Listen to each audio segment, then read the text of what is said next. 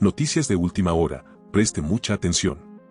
El presidente Noboa Asín tendrá 17 meses para demostrar a Ecuador si tiene o no interés en casos judiciales que paralelamente avanzarán en su periodo. Hasta mayo de 2025 se mantendrá en el cargo de presidente de la República Daniel Noboa Asín, parte de la Alianza Acción Democrática Nacional, ADN. Los recursos extraordinarios de revisión del caso Sobornos 2012 a 2016, la apelación a la sentencia de primer nivel del caso Las Torres, la audiencia de juzgamiento en el caso Vocales, la instrucción fiscal por el delito de obstrucción de la justicia en la causa denominada Independencia Judicial, la audiencia preparatoria de juicio por el asesinato de Fernando Villavicencio son, entre otros, los procesos judiciales de los que son parte personajes políticos que seguirán evaluándose en distintas fases en la justicia ecuatoriana durante los meses para los que fue elegido como presidente de la República Daniel Noboa Asín.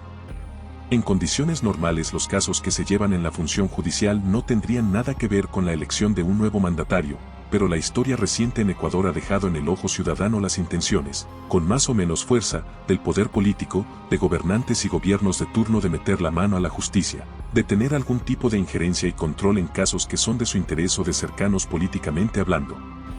Carlos Rabascal dice, categóricamente, que en el 2025 no se postulará con la Revolución Ciudadana, mi proyecto político es ciudadano. El excandidato a la vicepresidencia de UNES quiere ser candidato presidencial y para ello está dialogando con varios sectores políticos y sociales. Daniel Noboa, elegido primer mandatario en los comicios de segunda vuelta del pasado 15 de octubre, aún no se posesiona en el cargo, pero ya empezaron a surgir los candidatos para el 2025. El primero en anunciar su postulación ha sido el empresario y comunicador Carlos Rabascal, quien ya corrió por la vicepresidencia de la República en el 2021 bajo el paraguas del correísmo, que en ese entonces se presentó como la Alianza Unión por la Esperanza, UNES. Si se concreta su postulación en el 2025, algo para lo que dice que ya viene trabajando hace algún tiempo, comenta que no sería por el Movimiento Revolución Ciudadana, RC, sino que espera aglutinar a varios grupos sociales en torno a una gran concertación de centro. El exministro Carrillo dice, Noboa debe decidir si se sienta con conspiradores o con gente con experiencia. El exministro Patricio Carrillo será el jefe de la bancada de Construye, que tendrá 28 legisladores en la nueva asamblea. Este bloque planea llegar con una agenda enfocada en la seguridad, a pesar de las prioridades que ponga el presidente electo. El general de la policía en servicio pasivo, Patricio Carrillo, se inaugurará en la política este 2023, después de haber obtenido la primera curul nacional por el movimiento Construye en la nueva asamblea. Carrillo llegó a ese cargo después de que el correísmo cuestionó su candidatura en varias ocasiones, pero no logró separarlo de la papeleta electoral. Carrillo será el jefe de la bancada de Construye, que consiguió 29 escaños tras la segunda vuelta electoral, pero se quedará solo con 28. Aún así, son el segundo bloque legislativo más grande, después del correísmo. Es director general de la policía y es ministro del Interior.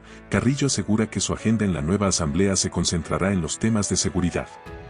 Adelanta que su grupo no ha dialogado oficialmente con ningún bloque, pero está dispuesto a hacerlo siempre dentro de sus líneas. En entrevista con Primicias, Carrillo llamó al presidente electo, Daniel Noboa, a pensar sobre la importancia de la definición de las autoridades de la Asamblea, pues el presidente del Legislativo será parte del COSEPE. Construye obtuvo 29 curules con los resultados de las elecciones. Sin embargo, ustedes ya anunciaron unas bajas en la bancada. ¿Cuántos asambleístas conformarán en bloque en la nueva Asamblea? Nosotros estamos dándole forma a la fuerza política que somos. Y al darle forma, estamos definiendo algunas acciones en la agenda legislativa corta pero inmediata que hay que ponerla en ejecución. Para nosotros es importante dar resultados en el corto plazo. Somos 28 asambleístas y con los 28 trabajaremos en función de cumplir con las propuestas que hicimos a los ciudadanos, ya que eso mereció la confianza de ellos. Primero, gobernabilidad. Segundo, trabajar en la política de seguridad, conjuntamente con el Ejecutivo. Y, en tercer lugar, viabilizar los temas que sean económico urgentes, sin que eso afecte realmente más a la ya decaída economía de la sociedad. En más noticias. Daniel Noboa insiste en consulta popular para reformar el rol de las FFA.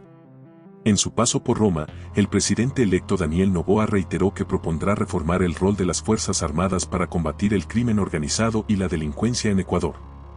El llamado a una consulta popular, en los primeros 100 días de gobierno, es una de las promesas que reiteró Daniel Noboa durante su visita a Roma, Italia.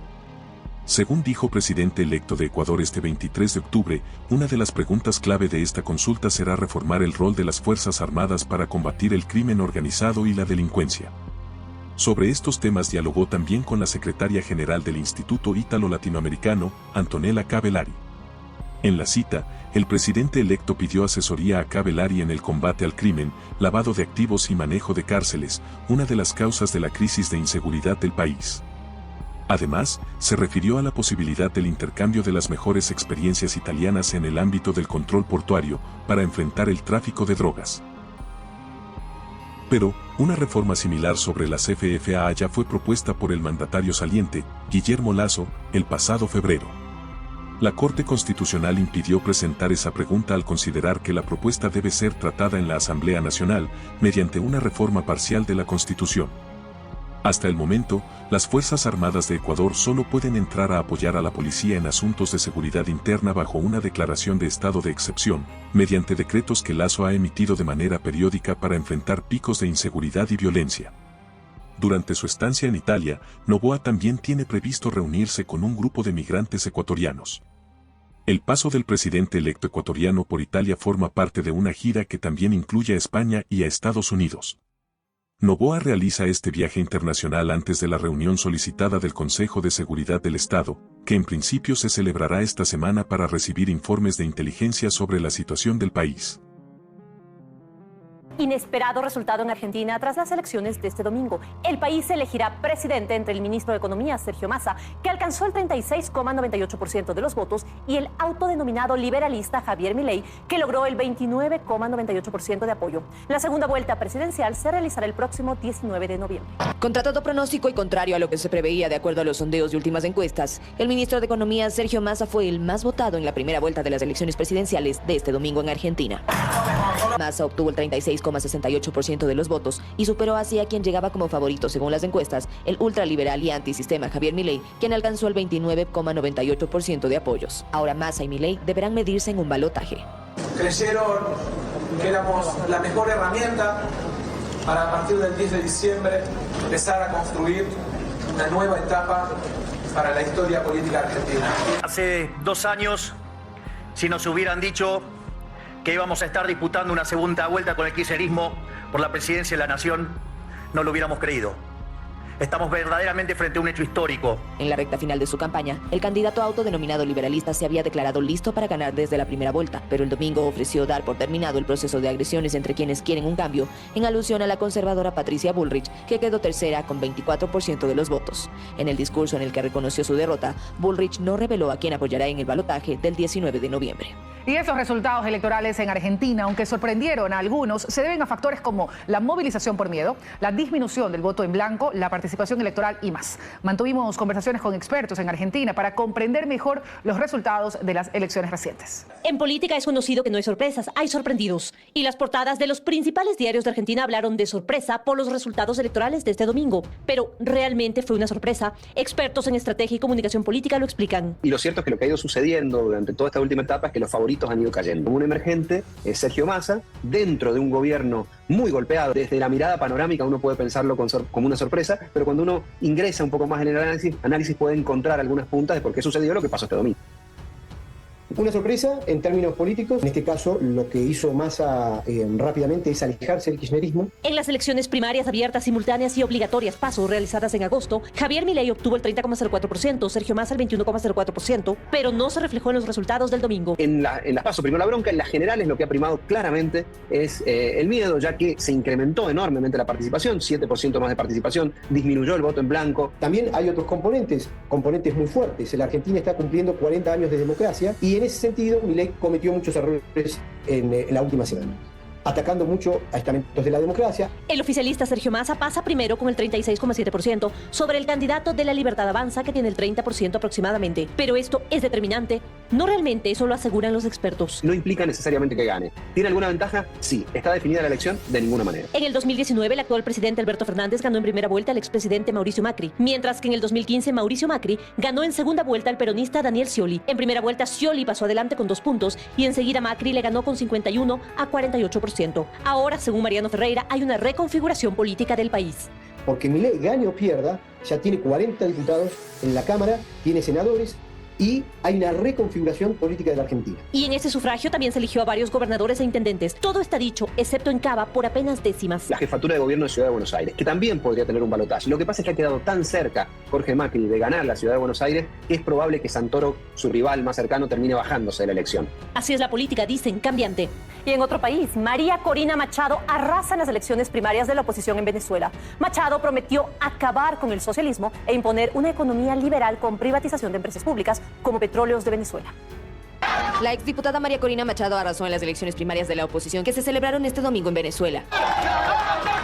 Cuando la votación iba por el 26% escrutado, la candidata ya reunía más del 93% de los votos, por lo que lograría un 90% más del apoyo que en las elecciones primarias de 2012.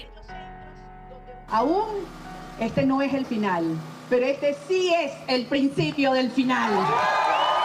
Sin embargo, su victoria no se traduce necesariamente en una candidatura a las presidenciales de 2024 ante Nicolás Maduro, ya que sobre ella pesa una inhabilitación política por 15 años que desconoce, pues según dicen nunca recibió una notificación. Machado, una ingeniera industrial de 56 años, señaló que su inhabilitación no será un impedimento para luchar por unas elecciones libres, competitivas y transparentes el próximo año. Mientras más grandes nos pongan el obstáculo, más grandes nos hacen, porque todos los obstáculos los vamos a superar y todos los obstáculos los superamos. Machado promete además acabar con el socialismo e imponer una economía liberal con privatización de empresas públicas como Petróleos de Venezuela. La opositora entró en la política en 2002 con una ONG que impulsó un referendo revocatorio contra el fallecido presidente Hugo Chávez y luego fue elegida diputada en 2011. En 2014 fue destituida por asistir como embajadora alterna de Panamá a una reunión de la Organización de Estados Americanos, donde denunció supuestas violaciones a derechos humanos durante las protestas que ese año pedían la salida de Maduro y dejaron 40 muertos. La sanción en su contra, en principio por 12 meses y que terminó en 2016, fue extendida a 15 años del pasado 30 de junio, justo cuando su campaña entró en auge. Las primarias se celebraron 5 días después de la firma de un acuerdo dentro de un proceso de negociación entre gobierno y oposición que fijó las elecciones presidenciales para el segundo semestre del año que viene con observación de la Unión Europea y otros actores internacionales. Y la vicepresidenta electa Verónica Abad se reúne con el vicepresidente saliente Alfredo Borrero para empezar un proceso de transición ordenada. Hoy se realizó esta primera reunión de transición entre el vicepresidente saliente Alfredo Borrero y la vicepresidenta electa Verónica Abad. La cita estaba prevista para las 12 del día y efectivamente inició unos minutos después de esta hora. La vicepresidenta fue recibida aquí en el centro histórico de la capital por la embajadora que está designada por Cancillería aquí en la vicepresidencia, Ruth María Dueñas, y posteriormente ingresó hacia el despacho del vicepresidente Alfredo Borrero. La reunión no tardó mucho tiempo, fue más bien bastante rápida y de lo que conocemos un poco se habló de cuál será la hoja de ruta que le dejará el vicepresidente Borrero a la vicepresidenta electa Verónica Abad, también del presupuesto que maneja la vicepresidencia de la República, así como la cantidad de empleados que trabajan aquí. Ambos dieron declaraciones después de unos minutos en el hall de la vicepresidencia y el vicepresidente Borrero le auguró los mejores éxitos, incluso señaló que espera que se encuentre mucho tiempo aquí en el cargo, mientras que la vicepresidenta electa Verónica Abad señaló que ya tiene a su equipo de transición, el cual estará conformado por mujeres muy entendidas en varias áreas y también abogados para que la transición sea transparente. Escuchemos lo que dijeron. Se inició el proceso de transición de acuerdo a las disposiciones del señor presidente de la República, Guillermo Lasso Mendoza, y en un corto informe que le acabamos de entregar a la señora vicepresidenta, se van a delinear ya los equipos de trabajo para que este proceso de transición sea absolutamente profesional, técnico. Quiero dar gracias también a mi equipo de trabajo, en el cual nosotros hemos visto, sin duda alguna, el tema de que sea un equipo multidisciplinario como lo hemos venido trabajando en el tema social. Tenemos mujeres muy destacadas, mujeres que han peleado siempre el tema de inclusividad de pueblos y nacionalidades. El equipo legal que nos acompaña, constitucionalista, es muy importante para hacer una transición correcta, transparente.